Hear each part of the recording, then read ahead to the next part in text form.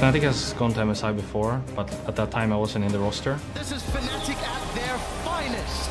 We are going to Game 5. Fnatic take down SKT. I would like to show to the fans that I can lead the team as well, just as how Yellowstar did. My goal is definitely top 2, and I would be disappointed otherwise. I think what's next for me is just to kind of show my strength internationally, which I haven't been able to do in the last few years. I understand there's such a stigma around that. NA teams at Worlds, or like me at Worlds, I really want to break that. I really want to just completely demolish it. Evos, they take down Supermassive. Mình muốn là Evox thắng tất cả chương trình vòng bảng và mình muốn bẻ răng hết những mid lane vòng bảng luôn. Barely missed out. Oh, they're going to look for the trade. Sorta back in again. Where does Sorta come from? 今年的话 ，MSI 的队伍只有我们闪亮是从去年又再打回来，我们队伍每个人的实力，我觉得都是有所提升，所以我这次的话，想要让大家看到一个是更稳定，但是实力又更坚强的闪亮。上一次我去 MSI 的时候是在16年，然后现在隔了2年了，然后这次也想弥补一下当时的遗憾。 제가 이제 프레이 형이랑 오래 했지만 해외 대회에서 우승을 해본 적이 없거든요. 이제 롤드컵 같은 경우에는 준우승이 그때 독일에서 했었고 지금 저희가 MSI 일단 독일에서 시작하잖아요. 그래서 이번에는 정말 좋은 결과를 가지고 싶고 이제 꼭 세계 대회 우승컵이라는 거를 정말 한번 갖고 싶다.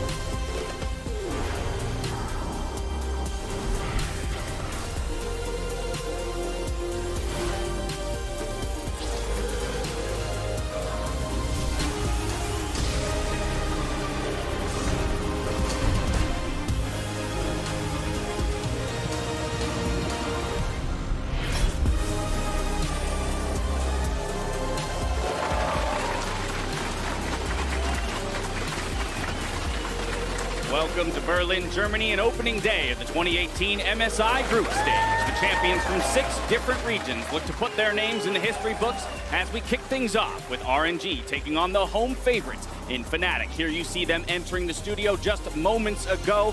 That's right, we're in the EULCS studios. Beautiful.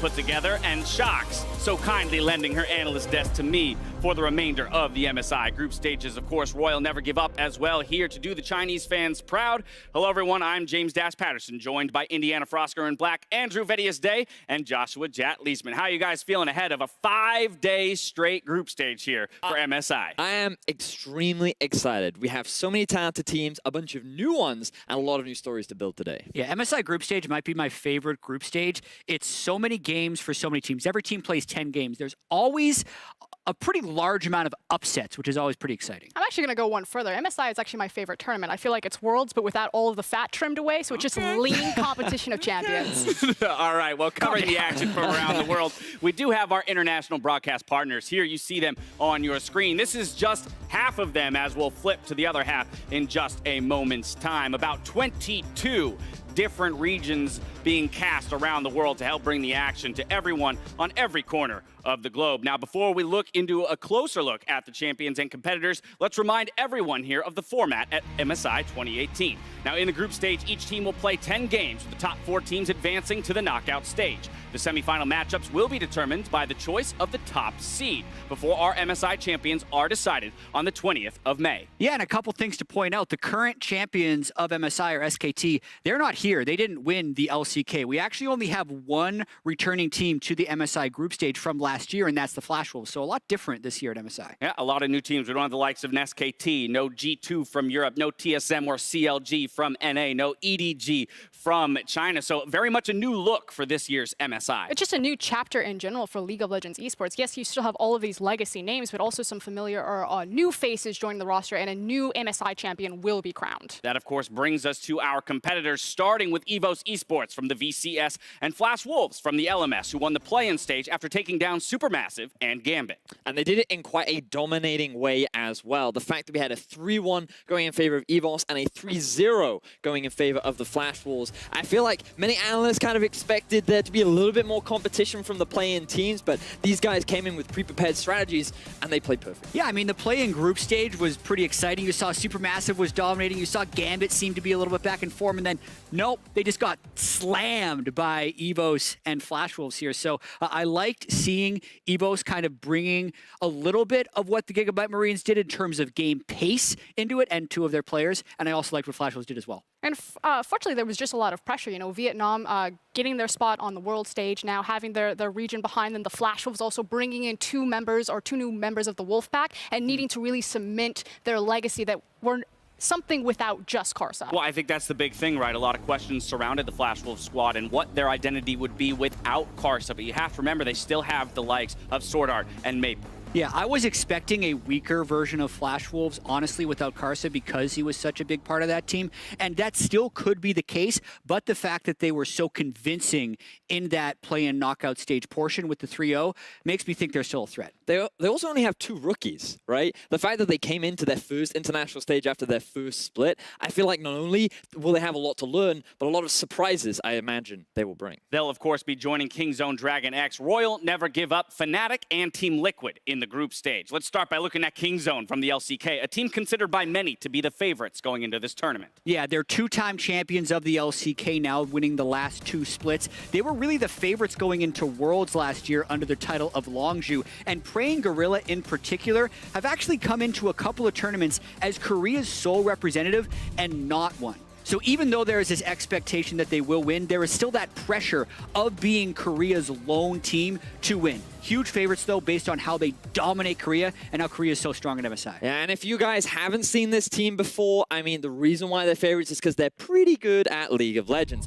Their early game was one of the most dominant in the LCK regular season, and to top it all off, their team fighting is just phenomenal. The individual skill on this roster is just seems unparalleled. Would expect nothing less from the most dominant team in the most dominant of regions. Moving right along, though, we have the LPL's RNG with their superstar AD carry in Uzi making his first MSI appearance. And he's not the only superstar on that team.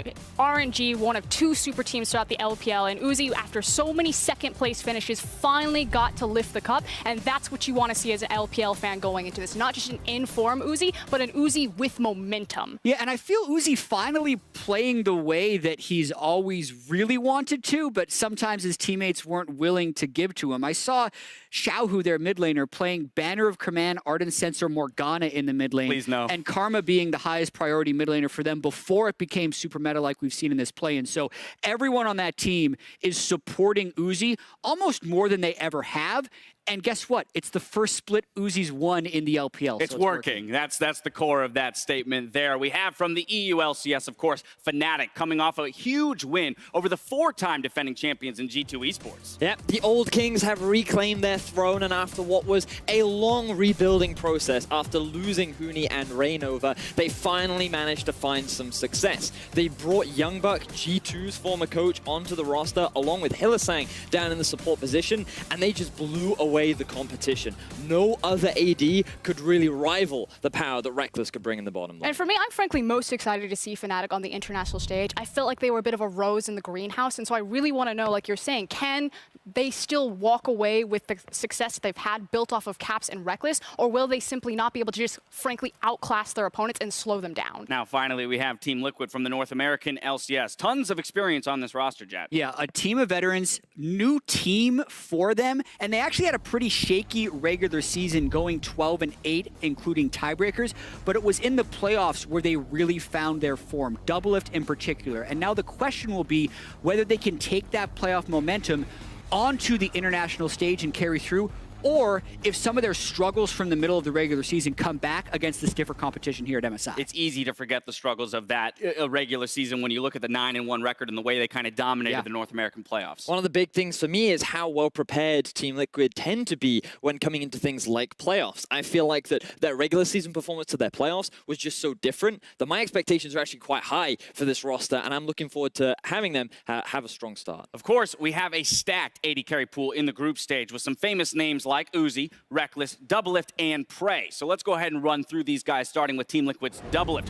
who's still looking to find success on the international stage. Yeah, and I really want him to have a good international tournament. Don't we all? Because this guy is unquestionably a legend in North America, winning with 3 different organizations, but making it out of groups would be huge for him. It's something he just hasn't done on the international stage, so a big moment for him to really prove himself once again. And ultimately, I feel like Doublelift's legacy, at least domestically, has been cemented. He is unquestionably one of the greatest players that North America has ever put out. We say that, but every time he fails internationally, sure enough, the comments come back, is Doublelift ever good? It's just easy over there, but it needs to happen internationally. And the best part about this tournament is that if he does throw down the gauntlet, no one can question him ever because of the caliber of talent that he's sharing the company with. Right, not in this meta, not with the ADCs that he'll be going up against. Now, up next, we've got Kingzone's Prey, who's been a big part of their back-to-back LCK wins. Now, this guy, he's been around for a very long time, but he himself is yet to secure himself an international title, but this could be his best chance. You've always got a couple of question marks because, very similarly to Worlds, he was on the team that was favorited to win the entire tournament. And while they initially looked good, things did not work out as the tournament progressed, but they've made a few changes to their roster, and their ability to play through this bot lane and just enable them is what fascinates me so much, because they don't put a huge amount of resources into him, Chad. Yeah, and that's the big thing. It's the biggest difference about putting the resources into Prey. Yeah, so many, if you think about top laners, you think, oh, the carry style or the tank style, and very few can kind of play both. But 80 carries, it's almost even more rare to have the guy who is resource heavy or very resource light, but still have a large output into the game. We saw during the LCK finals, Prey was actually resource heavy, and they played it well. But based on that stat, 10th in the LCK in gold percentage for his team means he's a very resource light 80 carry often, and that just kind of shows you how good he can be. We'll see how Kingzone deals with the pressure of being the sole representative from Korea. Of course, Peanut on that team, the only defending champion here at MSI. Moving right along, though, to Fnatic's Reckless. Now, this is a guy who had a monumental performance in the ULCS finals.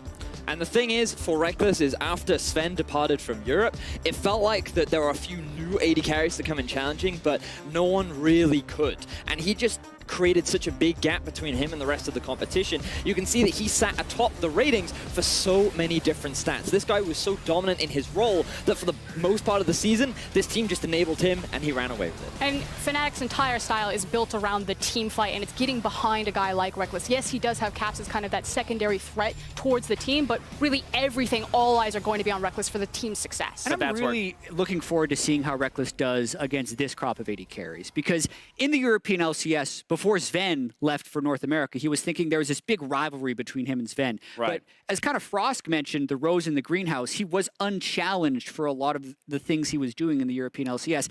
That changes at MSI here. He doesn't get a free laning phase. Right. All these guys are amazing in lane, and they're also equally good in team fights. So if he can excel above these guys as well, that's where he really makes the statement. Right. How will he deal with not getting as many free advantages, let's say, as he would have domestically? Finally, we got to take a look at RNG's Uzi, looking to prove himself as the best 80 carry in the world. And you don't have to take my word for it. Plenty of professional players, ADCs, have come out and said that Uzi is the guy to beat. And if you haven't seen Uzi play, it's just because how dominating he is. He can test you for every single CS. He loves to build up those gold leads. Highest gold lead at 15 of any of ADCs in the position. And he is just a monster in the bot lane. And I just love watching this guy play team fights. His positioning and decision-making is just unquestionable. And he is just so amazing to watch. Like, his talents just feel unrivaled. Yeah, and there's not a coincidence that these 4 amazing 80 carries are on the 4 teams that won their region.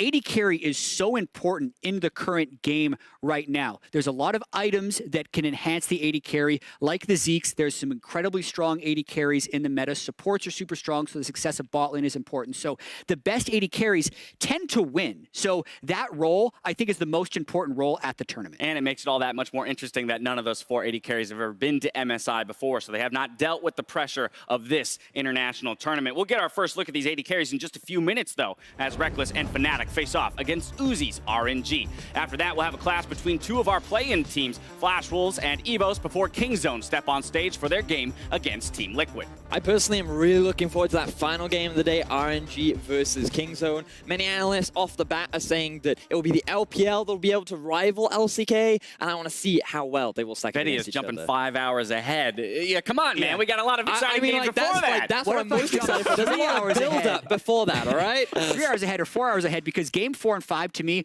are super intriguing. A lot of times you see, hey, the EU and NALCS were preceded into group stage. Does that mean they're stronger than the two teams that made it out of play-in? Not necessarily. So the West, so to speak, has some proving to do in those two games. All right, well, there you have it. First up, Fnatic will get their chance for revenge as they face off against the team that ended their world's run in RNG. Yeah, it was a tough loss when they ran into each other into the quarterfinals, but ultimately, Fnatic get to look for redemption here, and RNG also get to look for a bit of redemption. Yes, they came into MSI in 2016. That was the era, the rise of RNG, but since then, they've had their Worlds run, but they haven't gotten another shot at an MSI title. Yeah, and now, this time, it is RNG playing on Fnatic's home turf. Last time around, they did say that it was quite daunting playing in such a huge crowd, and while the atmosphere might be slightly different with not many thousands of fans cheering in front of your face, you can feel the pressure will definitely be on RNG as Fnatic will be in their studio playing on their home turf. Well, we talk about the importance of AD carries in this meta and in this tournament. How do these two teams differ in the way that they play around these ADCs? Where will they look to get them advantages and ultimately allow them to carry them through to a victory? Yeah, so a lot of times when I watched Fnatic play in the European LCS, they would sometimes pick disadvantaged lanes because they were so confident in their ability to reach team fights. I don't necessarily think that can work against RNG, because when I look at Uzi and Xiaohu, their opponents actually average very low CS against them compared to everyone else in the tournament. So those two laners, Xiaohu and Uzi, are great at denying enemies CS, which means they're very aggressive at contesting in lanes. So Fnatic will have to pick a little bit more up-tempo, at least in the lane. Frost? I would never debate that type of point. I do agree. I think Fnatic do need to speed it up. We saw it a little bit in their Vitality series, when Broxah went towards the Nidalee pick. But ultimately, I do think that there's also a lot of hubris to RNG, where they also try to take unfavorable matchups. The Kog'Maw and the Rakan lane comes to mind. And I don't necessarily think that Fnatic playing a slower pace game in terms of starting from draft will be heavily punished if RNG decide to fumble draft phase. I mean, I know we've seen a lot of Fnatic playing slower games during the regular season, but I feel that coming into this tournament, they're going to up the tempo just a little bit. So. When you compare the two junglers, I feel like MLXG is a bit of a wild card, and you have to be able to match the unpredictability that he always brings to a game. And I feel like Broxah has a good awareness of what to do during the laning phase to play towards his bottom lane, enable them, and really set up Reckless to be the big carry of this game. See, for me, though, that's the big breaking point in this matchup. It's Broxah versus MLXG, because ultimately, we say Fnatic, they're a team fighting team. Well, guess what? RNG come from the region of team fighters. They faced 100 Fnatics. EDG and Fnatic, I feel, are fairly similar, and RNG took them down quite handily in the finals. But Fnatic don't have any experience with a jungler like MLXG. A few minutes ahead of game time, I'm going to give you guys the chance to steal the spotlight here every once in a while with our predictions. Of course, Frost and Jat will be on the desk with us throughout the tournament. Vedius, our guest here on day one. Very surprisingly, I might say, 2 votes for Fnatic here. What are you against doing, Royal Benny? Never What Give are Up. you doing, Pandering to the EU crowd. Of course I am. This is Classic my EU region. analyst. We've never seen either of these teams play. This is like my only chance to confidently go in and say that Fnatic's going to win. Explain yourselves. So I feel, Yes, please. I feel, right, there are 2 things that I think will give Fnatic the big edge in this matchup. Number one, I think Broxah is a more consistent and stable jungler in MLXG who is super gank heavy. But did you watch his playoffs? MLXG is on fire. Yeah, He's in his This best ain't form. the LPL playoffs. This is the LPL playoffs. And I feel like that when I watch MLXG, he reminds me a lot of Gilius and the amount of playstyle that he has. You did not. Yes, I did. Right? And I feel like Fnatic are going to look to be able to control it. The second main point is when I watch Xiaohu, he is super aggressive in lane. He tries really hard to win it. And I just have that much confidence in Caps that he will be able to manage Xiaohu and he will be able to win that lane. You mean the guy that solo dies in like pretty much every single game? Yes, Caps can go off. He can be a rocket shooting from the hip, but he ultimately is a double-edged sword. He can also cost you a game. Jad, I'll give you the final word here. All right. I think the first game of a tournament is always pretty volatile. Okay. Fnatic has been here. This is their home turf. These teams have not scrimmed each other. RNG got here 23.5 hours ago, played a few scrims last night, and then came to the studio today. If there was a time for Fnatic to take down RNG, it's before they found out the tournament meta. It's before. Fnatic's been scrimming with a lot of teams that have been in MSI, that have been playing competitive games on 8.8. I don't think the same is true for RNG, so I think RNG will probably end higher than Fnatic, but here I think Fnatic can steal one. There you have it. Predictions for the first 3 games of the day. We'll get the other 3 later on. We'll soon find out which predictions will come true. For now, it's time to head down to the casters to kick off today's games. Enjoy. Thank you very much, Dash, and hello, everybody. Welcome to Berlin, and starting on the blue side, we have the EU LCS champions, Fnatic. In the top lane, Bwipo. Jungle, Broxah. Mid lane, Caps. AD carry, Reckless. Support, Hillisang. Coach, Dylan Falco. And substitute top laner, Soaz. Their opponents from the LPL, ladies and gentlemen, please welcome RNG.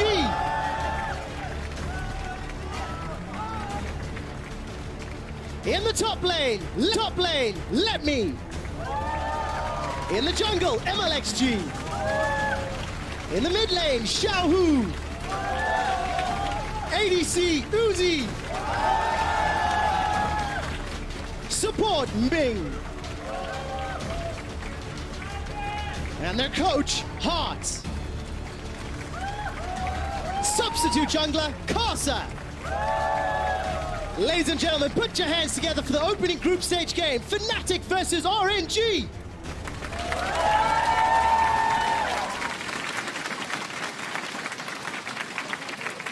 Thank you very much and welcome. I'm Trevor Quickshow Henry, joined at the caster desk by Isaac Azel, Cummings Bentley, and Martin DeFiscio. And gentlemen, we have to say it, we're just all so excited to start MSI, are we not? Of course we are excited. So now we've all said it, we don't just say excited anymore. I just wanted to see this game now. The problem is the anticipation is what's killing me. What level are we going to see from all of the teams? We get to cast the first 3 games together. We get to actually see them face off against one another on 8.8. Yeah, and I mean, these first games can be so incredibly important because everyone has Kingzone as this heavy favorite, but then it seems like much more of a mix of teams that could be finishing in those higher spots and fighting against them, and we have to see. Is it Fnatic that is going to be kind of rising to the top, or is it RNG? Yeah, we also always see a lot of interesting pick and ban phase on day 1. A lot of changes suddenly for day 2 and day 3. And the team has kind of figured out from the start what the correct champions to play are. They always get an early advantage. And we have to see with Fnatic, and all the time they've been practicing now on patch 8.8 against some of the teams here at MSI, if they can actually get an advantage. I think it's so important you mentioned that. Day 1, day 2, day 3. There's no week 2. There's no it's just real time to digest 5 group stage days in a row,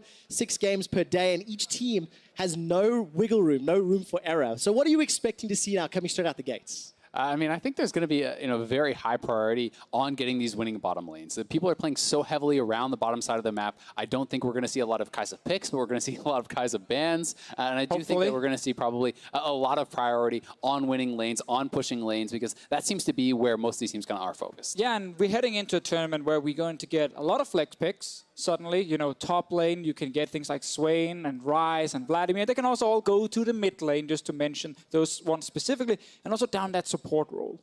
I feel like almost everything is viable right now. You can play these range supports, the squishy ones, then you can try and counter them with hard engaged supports, and we're going to see a lot of different things, and it comes down to execution all of a sudden.